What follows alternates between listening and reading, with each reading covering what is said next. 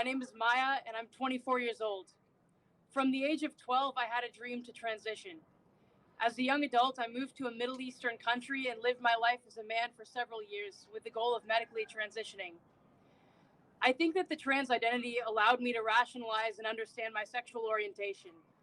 It also allowed me to more easily play the role I wanted to play in relationships with women.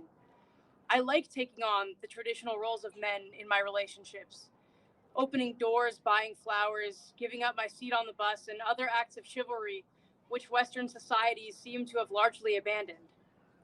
But on the other hand, my trans identity also came as a result of a lot of pain. A feeling that being very masculine and having a female body are so incongruous that it is disgusting. Imagine if I had medicalized that pain and in doing so, enshrining it into my body forever. With the passage of time, experience, and exposure to healthier narratives, I have grown to understand my gender nonconformity outside of a transgender identity. I believe that the root of my gender nonconformity stems from neurodivergence and homosexuality.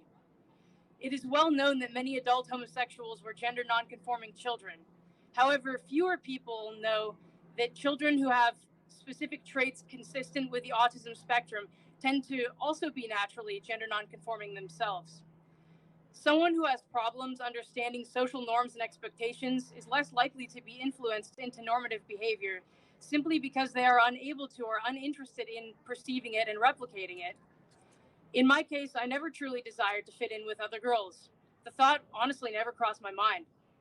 If I was bullied for my nonconformity, I was certainly too socially clueless to notice. My nonconformity didn't cause me any distress until adults in my life explicitly told me that my behavior was socially unacceptable. A trans identity provided an answer which gave me a clear plan for how to grow up and become a normal straight man instead of a masculine lesbian.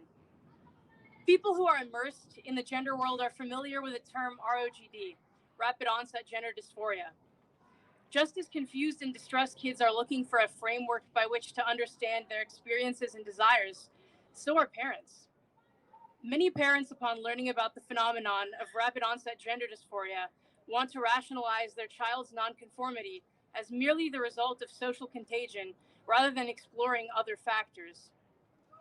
In other words, some of these kids are just going to grow up being gay.